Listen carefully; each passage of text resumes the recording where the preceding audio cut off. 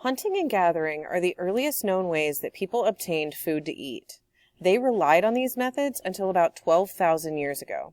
Around 10,000 BC, when they began to use agriculture, the process by which humans alter the landscape in order to raise crops and livestock for consumption and trade. The evolution of agriculture has been punctuated by 3 giant leaps.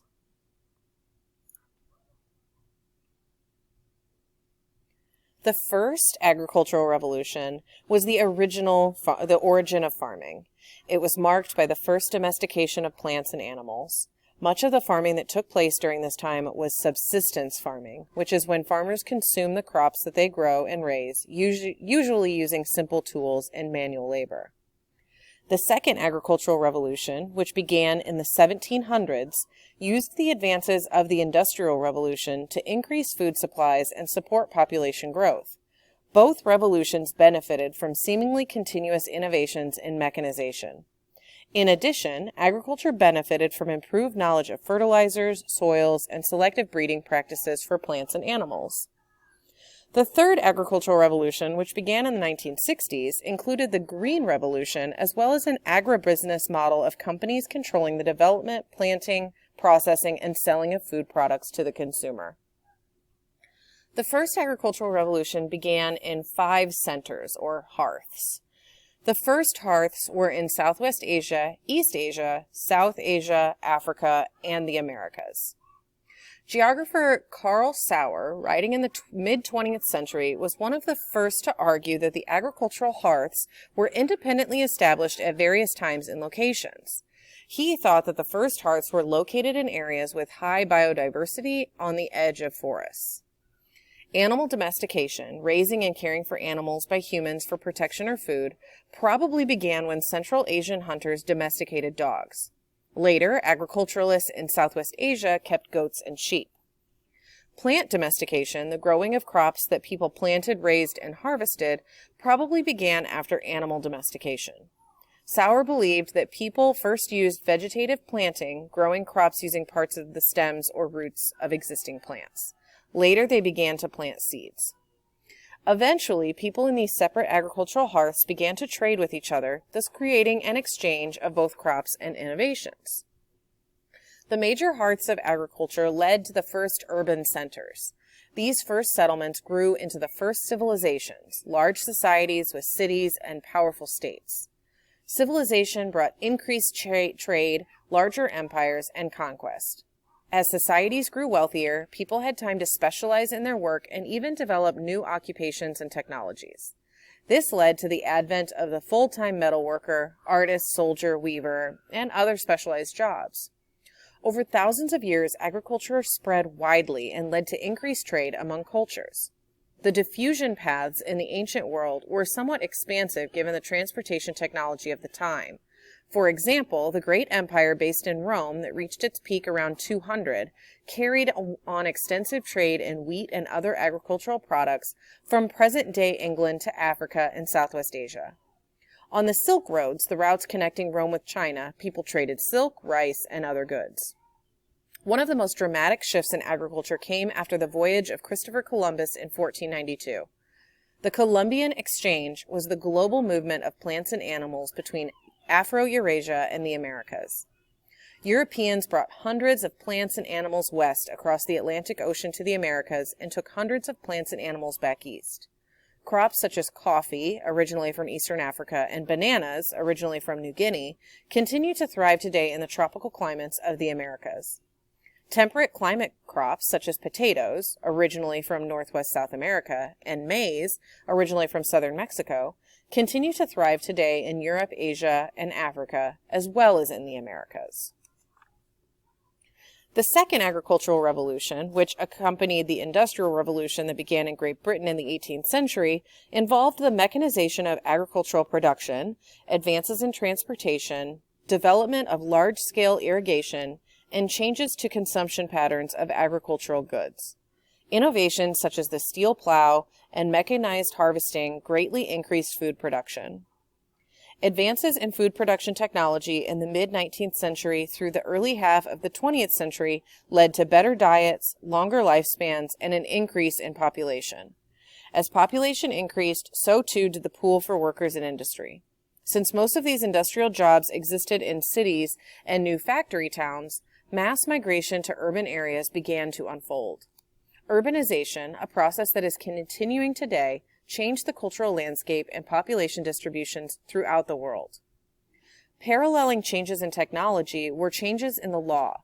The Enclosure Acts were a series of laws enacted by the British government that enabled landowners to purchase and enclose land for their own use that had previously been common land used by peasant farmers. Similar enclosure movements occurred throughout Europe.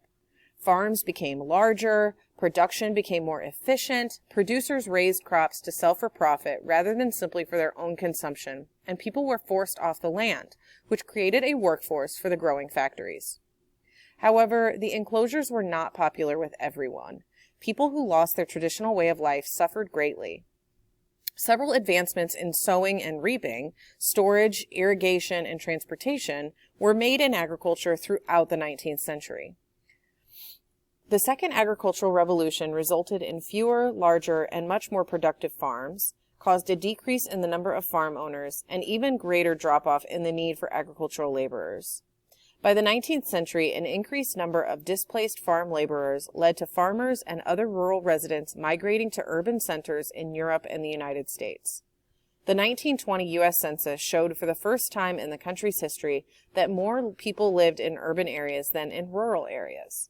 Only 30% of the workforce worked in agriculture, less than half of what it was in 1840. Starting in the mid-20th century, science, research, and technology generated a third agricultural revolution.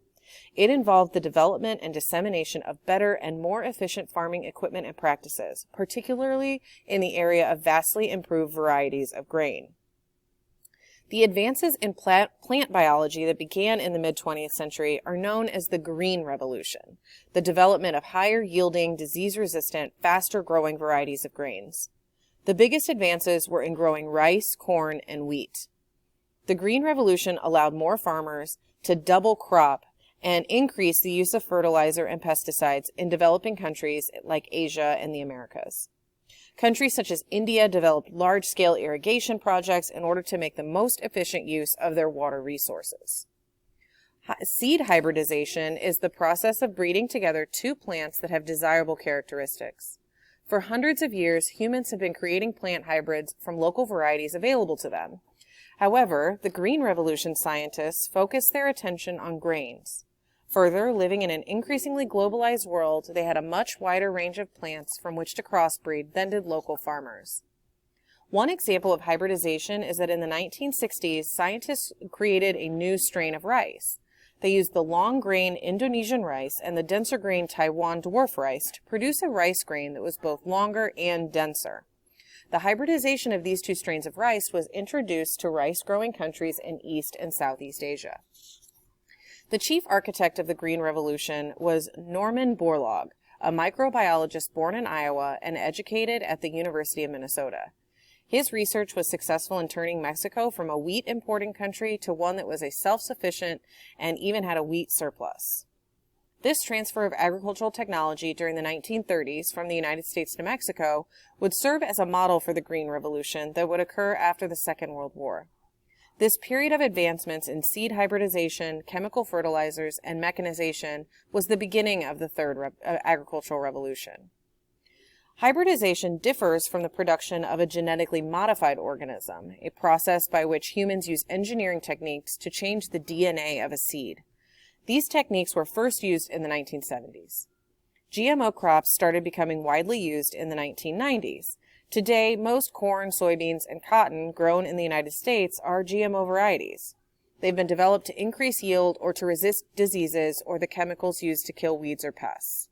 While GMOs seem to offer benefits, many people remain cautious about their use, arguing that potential problems may not have been adequately studied.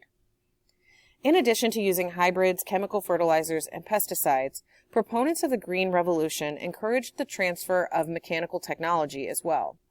Machinery such as tractors, tillers, broadcast seeders, and grain carts were introduced to the beneficiaries of the Green Revolution in the developing world.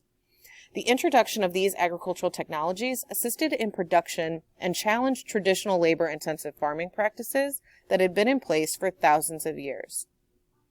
During the Green Revolution, global food production increased dramatically.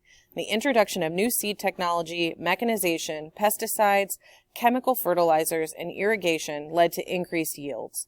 More food led to reduced hunger, lower death rates, and a growing population in many parts of the developing world.